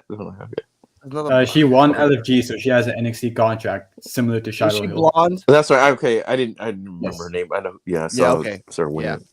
I saw her. Okay, so that means they're taking the storyline of Evolve, but then using it only for Ren in NXT, so it doesn't count in Evolve.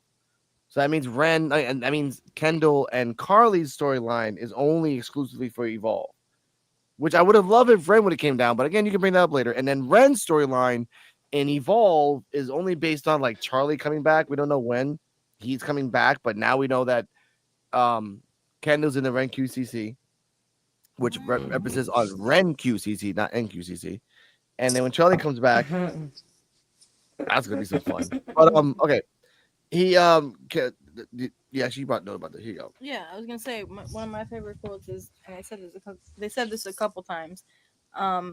Kendall Gray dragged Callie into the gray area. Yes. And was talking about her achievements and how she was, on mostly men's team, and how she did college wrestling. and that she's always been under pressure. Which I mean, I would argue Kelly Armstrong's also been under pressure. But anyways, so yeah, that's her argument. Nobody comes out of the gray area alive except for Kendall Gray. So. And She's then, the new champion, and if anybody wants to challenge her, they can. Carly Bright did not say one word. Not one word at all. So, yeah. And then as Kendall Gray kind of stepped into the forefront, PJ Fossa comes in the background and attacks Carly Bright. And they introduce her as she's part, she's with us now. Her finisher is called the Issue. One thing though, Kendall Gray did clip her head on the belt, so I was like, that. Yeah, I was like, you could have been a little bit more careful with that move. that was a real clip. Yeah, that was. Didn't she land on the mic too? I think she landed with her back on the microphone also. Yeah, but I'm not. Her back was on the mic, and her head clipped her belt, like just a little bit of the belt. Like, bunk! I'm like, okay. I wasn't sure if that was supposed to be on purpose with the belt thing. I didn't notice the mic, so yeah, it was probably. I know they tried not to, but hit anything. Also, I want to say this before I go around the building. Carly Bright's face, because she's like, oh no, and then she just got smacked by PJ Vasa, and then PJ Vasa's finisher is like Keanu Carver's, but Keanu Carver's kind of like twists his body. She did the same thing, except she didn't twist the body. I'm like, all right, that's cool. It's like that's Keanu Carver's finisher. I like that. Can anyone tell me if she's Samoan? Because if that's a yes, that means she win the belt in like a month. I believe she is. I think she is either that or she's somewhere from around there. She's Polynesian, Pacific Islander type. Okay, that's fine. Because I told Cardala, I'm like, if she's Samoan, it's done. Like this, forget Bailey. We haven't had anyone on Evolve so far. So and I was watching it with EOD, and I thought it was Bailey Humphrey. I'm like, oh crap, it's Bailey. Wait, Bailey's white. Wait a minute, that's not Bailey Humphrey. And where's that? Oh, that's that tribal tattoo on the arm. Oh, here we go. And I'm like, okay. So for now, this is Kendall's first opponent, a monster in PJ Vasa. Second place in LFG, by the way. Janet Zakowski is the one that won, right? Yeah, she won. Yeah. Okay. So yeah. Which PJ got set to Evolve. Yes, and we know Tatum's gonna fight Danny Zakowski in that wheel eventually. She's gonna fight Danny Zakowski. For Harlem Lewis to come back, man. He's in Japan. No, he came back. He came back. Yeah, Hale basically announced it. Yeah, he came back, but he's like just chilling now. I'll shout the He might come back. He might come back to Evolve since he was the runner-up of the women debut on Evolve, so he might return. I told you, if Keanu takes the belt in 2 weeks, Harlem comes back. Like, all right, guys. Well, hello, old friends. Let's finish the feud that we never finished. That just fast track it. Have Keanu win the belt, and then at Gold Rush you put them together. Yes, that makes sense. Because I swear to Stevie turned on the way out. We have tag team champions, boy. Like no, but Cardium, your thoughts on Kendall Gray, Carly Bright getting beat up, and PJ Vasa standing tall over Kendall Gray? Because I remember Kendall Gray tried to do like a wrestling move, and that's when she threw her on the mic and the belt. Like wrestling moves not gonna work on this person. I mean, I think this tracks for Kendall Gray in that she wants to fight bigger opponents, so this is her chance. I'm not familiar with PJ Fossa, so I can't really give my opinion on her yet. Yeah. So, yeah, it makes sense somebody had to come out and challenge her. So, we'll see what happens. I'm glad it wasn't Chantal or anybody else. But Coach, your thoughts? I'm very excited for this since I watched LFG. She's PJ Vasa is really good. She's good on the mic. She's pretty solid in the ring. Like, I'm actually really hyped for this. I'm just worried because I feel like you're in a position where neither of these girls can lose a match yet. Because like if PJ Vasa loses already, she's kind of a bit weaker, and then Kendall Gray shouldn't lose the championship yet. But I'm excited to see how this goes. I feel like it's going to be a really good feud, especially for first challenger for Kendall Gray. You're immediately throwing her in the deep end, so it's good. Okay, I like that. Terrell, CJ? Yeah, this came out of nowhere for me because I don't even follow LFG. I don't really catch on with the show, but this girl, there's some monsters. Like she big, like she like a female Jake Fatu. Like I don't know if she's Samoan or she Tongan or anything, but Kelly got some on her hands with her. Cause she was a former rugby player. Okay. Say that again, Coach. She was a former rugby player. Oh, Jesus Christ. Oh, whoa. Yeah, it's raps. Oh, it's raps. Raps. It's raps. She losing that belt. Imagine Rich Hall as a woman, Man. man. Lydia. I mean, Cardala. Yes. That's what I'm saying. That's just crazy. Damn. All right. Yeah, Terrell, I didn't see oh, man. I didn't see the attack when it happened because, like I said, I was doing stuff around the house, also trying to watch Evolve at the same time. So that's another moment that I missed. Yeah. But yeah, when she told me that what happened, I was like, wait, she was the one that attacked. I was like, oh no, this is not good. So this big girl, little Samoan. I was like, yeah, it's not good. I wonder how they gonna play this out, because some people already kind of have their feelings about Last Legend. So yeah, I like Last Legend. Like I said, Last Legend had one of the best matches she's had against Kendall Gray. She showed her power. It was amazing. They're like, oh, she should have never fought Kendall. I'm like, that was booking's fault. That wasn't Last Legend's fault. Like, you got what you got. And then it was and again, Liv Morgan's finisher is a finisher. Why is it okay for Liv Morgan to do it, but not Kendall Gray? Someone brought up, like, a lot of people in 2005, 2006 used that in their 2K. I'm like, oh yeah, they did. A lot of it. But yes. What was it, the gray area? What is it called? It's called, Yes, what is it the called? gray- Yeah, okay, okay. But it went, yes. Yeah, I mean, I kind of want to talk about the whole Nikita Lyons, Layla Dix. Oh yeah, let's talk about that. Yeah. Oh, I okay. saw that. oh I saw yeah, that. yeah. We're already at the end of the show, ladies and gentlemen. PJ Vasa, we love you. Jin Tala, we are happy that you're getting booked. We are sad that you had to announce your last match and you lost to a subpar Frog Splash. Nothing against Mason Holiday. It was a subpar Frog Splash. Let's be real. Change it up, flip it up, do something else. We're all in agreement on that. There's been a picture that Nikita Lyons has Mason Holiday and Layla Diggs as the new Funkadactyls in bookings. So, Cardala, you brought it up. What's your thoughts on that? Oh, you showed me a clip. I mean, Nikita all in fur and they're all dressed in black. I think it's kind of disappointing, especially given we were just talking about Lash a few days ago and how they were disrespecting her with the booking. This feels like, why are they doing this? Like, even if it works out well, like, I've never seen them interact on screen before, and it seems like Layla and Mason were just getting their own footing as, like, okay, we're our own breakout stars and we're gonna do this. So now you're gonna be somebody else's posse. Like, it just feels like they're putting them in the background and, like, doing the whole TNT high rise treatment. But this time it feels kind of icky. But, like, if it gets them more screen time and more recognition, then good for it. I just was kind of mad about it. And it should have been Chantal instead of Nikita. That actually would have been cool. It would have made sense. They were working towards that. So why is Nikita like the queen bee all of a sudden? Whatever. EOD, I see you want to share your thoughts? Go on now. Oh no, because I was always saying I would hope the whole three of them was going to end up being something, but I don't know where this is going, because I saw the clip and it looked like it was like an NXT like a pre-show when I saw like their entrance. So I'm like, okay, it could work. It could work. It's like we haven't seen it on TV, and that might be a reason. Maybe they're trying it out and seeing if the group works, because it kind of makes sense a little bit. They started kind of doing the dancing. She is on Evolve, maybe eventually, and she has been on reality TV and everything before too. So somehow pairing them together, like, we haven't seen it yet. So maybe we just haven't gotten to that point to it yet. Like right now, it's probably just in the testing phase. And okay, that's what we got. And then hopefully they'll write it into storyline if it works. And since they were doing it at an NXT, like the actual performance center before their show started, that might be a good way to get them on NXT TV, which is, I'm assuming, a pay raise and stuff like that. That's one step up. So whatever you got to do it.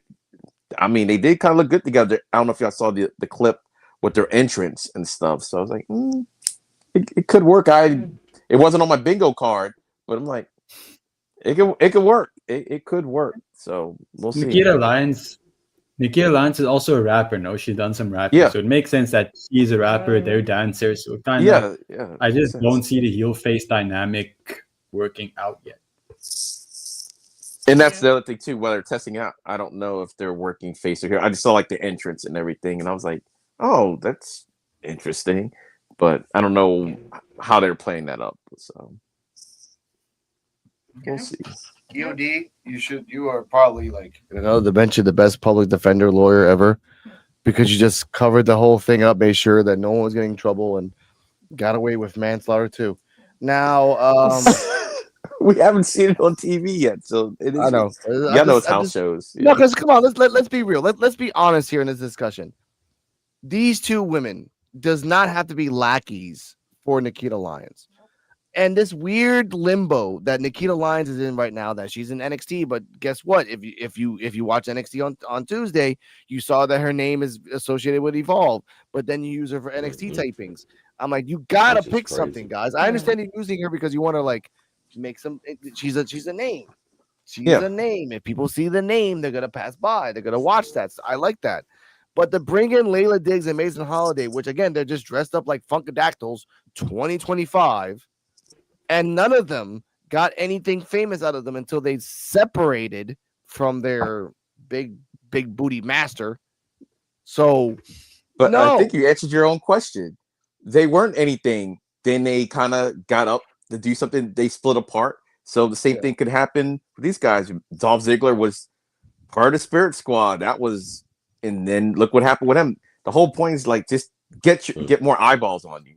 And if that gets more eyeballs on you, it gets more eyeballs on you, so you can do other things. Because people know Nikita Lyons, like for good or bad, they know her. So you pair up with someone that you already know, they're already in Evolve anyway. So it's like, oh, pair her up. That might, if they show in the NXT crowd with them, then that's all. Then you could always break them up later, do whatever you got to do and stuff, but get more eyeballs on them. So to add to what EOD said, I feel like I agree with him because there's only so much time on Evolve, and Layla Diggs and Mason Holiday, they don't have anything clear going for them. There's no clear route towards anything for them. Like Nikita Lyons is obviously going to get time because she's the more famous name. So just pair up with them, let them do something, and you build from that, like he said. Naomi became champion eventually. She was the Funkadactyl with and they weren't supposed to be anything. That was supposed to be a Tyrus thing, and that's a whole nother that's a whole nother podcast. Don't disrespect the former NWA World Champion. I didn't say anything bad about Adam Pearce. I'll get to that. All right, ladies and gentlemen, we're at the end of the show. Good one. Where final rating all around, quick numbers. I give this show a C+. Segments were okay. A lot of unanswered questions. And Jackson Drake proving himself to be a misogynist. It's on him. Cardi M. Final rating. I'm giving it a B-. It was okay. I mean, it was mostly segments. The first match was way too short. And the triple threat match was a good solid match. So, B-. All right. Coach? I'm going to give it a B because it felt like this was like the end of tapings type of episode. Like from next week on, we're going to get new faces, new storylines. Everything's going to start evolving from there. So B, I feel like it was okay. Okay. Terrell, CJ Wolfie. I give it a B. Solid B. Yeah, I give it a B as well. EOD. C, only because there was a lot of segments in. We've had short shows that didn't have a lot of matches, but the first match was like really short. So I give it a C overall. Okay. I get that. Now, ladies and gentlemen. Oh, yeah, I forgot. Coach, where they can find you. We got to do the circles of that again. Oh, right. You can find me on Coach F Shades W on my YouTube. I also have Instagram that I'm not very active on, but I'm trying to be more. And yeah, that's about it where you can find me. All right. Terrell, CJ Wolfie, take it away. You can find me and CJ Wolfie on my Linktree / For Real Terrell. We have For Real Love content on YouTube as well. And you can find me on my Linktree on the Linktree /CJ15, and you can go and like and subscribe on my socials on there. Now, first off, I don't know where these skinwalkers that we're looking at, and that's not Terrell CJ Wolfie. What they usually say is, find us on For Real Love on YouTube, CJ Wolfie on Linktree, For Real Terrell on Linktree as well. Find us, be happy, find love, and all that stuff. I was waiting for that. I'm like, where are these robots? Who are these robots? Find me on For Real Terrell. She took a Zyrtec and I took a muscle relaxer. Okay, I get that. I was like, I gotta do it for you. Yeah, he looked I didn't know where that was going at first when he said skinwalkers. I was very confused at first. Yeah, man. I was looking around too. Okay. I got you. EOD. All right, you can find me at Linktree /EndOfDays33. All my socials are there, all my YouTube pages, and all my social media accounts are there. So you go find me. All right. Cardi M, thank you for being the host. Chuka Chuka Punchain. Other than that, yes, the love of the life and life of love. You can find my Instagram at Cardala Muhammad, KARDALAMOHAMED. Eventually, I will get a Linktree, but I don't really care about social media anyway. So I got follow me if you want to do Patreon and graphics and astrology and etc. Living life. Living life. Now, I want to give a shout out to the DRWC show. I want to give a shout out to NXT Time with D-Walk, PWF Wrestling, The Family, Black Couch Booking, Rage, Ed, Fluential Sports. Give a shout out to Shiloh Hill. Check out his series on X on the dark web. Really interesting. He does like every episode a day. Really cool. Just learning what the dark web is and what you can do with it, even the smallest things. Shout out to Lady Lay, Jen Tala, and shout out to Layla Diggs, Mason Holiday, Chantal Monroe, Brooks Jensen, everybody out there. It's Gall. Thank you for giving us a Instagram version of the subtle meter. I respect that. Even give it out every 2 weeks. I respect that too. Stay healthy. Stay happy. This is Evolve with PWF episode 35. And remember, if you're not tan and jacked and ready to attack, you're just Mike Cunningham, which is just get a better haircut, sir. I didn't make that up. He did. And that's not me, sir. That is just geometry. Thanks for watching, and remember, like, subscribe, comment, leave your thoughts down below, and all links are in the description.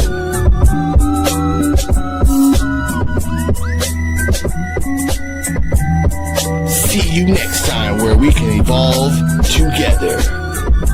Coquito out.